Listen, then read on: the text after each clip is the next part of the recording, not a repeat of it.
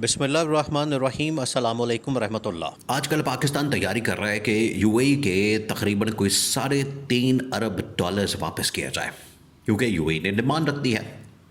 अब ये जो यूएई की जानिब से डिमांड रखी गई है, ये एक डायरेक्ट पैगाम भेजा गया है मौजूदा गवर्नमेंट को, मौजूदा हुकूमत को। उनको ये कहा गया है कि हमारे पैसे वापस करें। आप अगर मुल्क के अंदर इन्वेस्टमेंट नहीं ला सकते, मुल्क के अंदर सरमायाकारी नहीं ला सकते, मुल्क के अंदर स्टेबिलिटी को कायम नहीं कर सकते, और सबसे बढ़कर अगर आप इमरान खान को रिहा नहीं कर सकते, तो आप हमारे पैसे वापस करें। और कई साल हो चुके हैं इसको पैसे लिए हुए, तकरीबन कोई 30 साल हो चुके हैं, 25 साल हो चुके हैं, अभी तक आप पैसे वापस करने के लिए तैयार नहीं हो रहे। तो आपने कब पैसे वापस करने हैं? अब ये जो इतने सख्त किस्म के अल्फाज मौजूदा गवर्नमेंट को शेयर किया गया, कन्वे किया गया, ये क्यों किया गया? ये सबसे बड़ा सवाल है कि यूएई जैसा ब्रादर मुल्क, यूएई जैसा पाकिस्तान का हिमायती मुल्क, हिमायत करने वाला मुल्क, आप इसी से अंदाज़ा करें कि इस वक्त 2 मिलियन 20 लाख पाकिस्तानी यूएई के अंदर मौजूद है, और वहाँ से अरबों डॉलर्स की रेमिटेंस पाकिस्तान के अंदर आती है, अरबों डॉलर्स की। तो पाकिस्तान को बजाय इसके शुक्रगुजार होना चाहिए यूएई का कि उन्होंने तकरीबन 20 लाख पाकिस्तानियों को वहाँ पर रोज़गार दिया, नौकरी दी है, इसके अलावा कारोबार करने का मौका दिया है। ये उल्टा यूएई के ऊपर हमला कर रहे हैं। अब यूएई ने जो डिमांड रखी है वो बड़ी हैरान कुन है। उन्होंने पाकिस्तान के अंदर फ्री एंड फेयर इलेक्शन, अवाम के मैंडेट वाली गवर्नमेंट और इमरान खान की रिहाई की डिमांड की है। अगर आप ये नहीं कर सकते तो ठीक है, फिर हमारा पैसा वापस करते हैं। और इवन के उन्होंने एक फार्मूला भी तजवीज़ किया। फार्मूला बड़ा अहम है।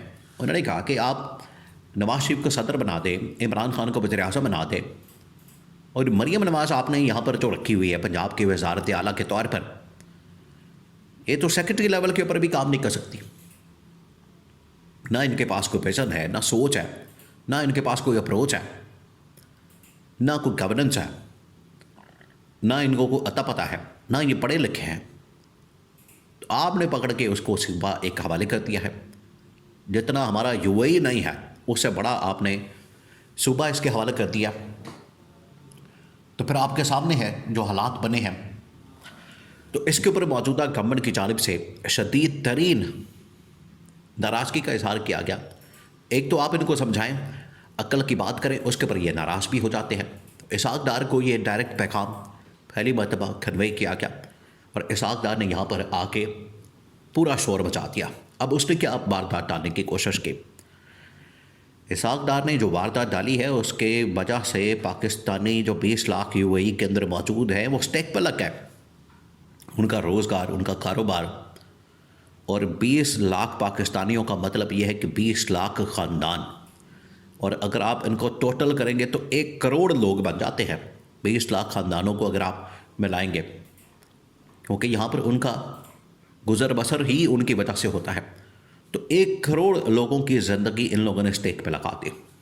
इतने ये जाहिल हैं, इतने ये कम अकल हैं, इतने ये नालायक हैं।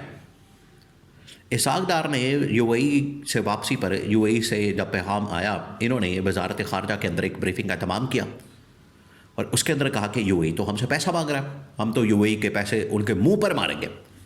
अब ये वो जुमला है, ये वो स्टेटमेंट थी। आप ज़रा स्टेटमेंट के ऊपर गौर करें, आप ज़रा इमेजिन करें कि पाकिस्तान जैसा मुल्क, शहबाज शरीफ, इसाक डार, अरब ममालिक में, वो तो बड़े अमीर मुल्क है, उनके पास तो बड़ी दौलत है, उनके पास बड़ा पैसा है, उनके पास तो पैसों की रेल पेल है, और ये वहाँ जाते हैं, भीख मांगते हैं, बेकारी बन के जाते हैं, कभी डिपॉजिट के लिए, कभी किसी चीज़ के लिए, कभी किसी चीज़ के लिए, कभी किसी काम के लिए उनसे पैसा मांगते हैं, और वो दे भी देते हैं। ये उनका बड़ापन है।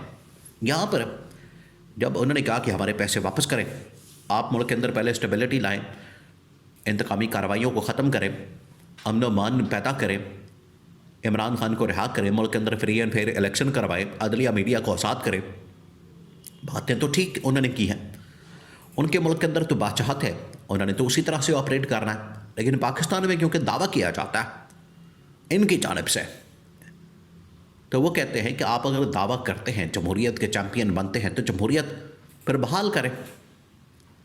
तो इसहाक डार ने यह ब्रीफिंग का एहतमाम किया कि उन्होंने पैसे मांगे, हम पैसे उनके मुंह पर मारेंगे, क्योंकि इनको पता है कि अगर ये जमहूरियत को बहाल करें, अदलिया मीडिया को आज़ाद करें, अवाम के मैंडेट वाली गवर्नमेंट कायम करें, फिर तो ये फारग हो जाएंगे, ये तो मारे जाएंगे, इनको तो सियासी मौत हो जाएगी, ये तो हमेशा के लिए ख़त्म हो जाएंगे।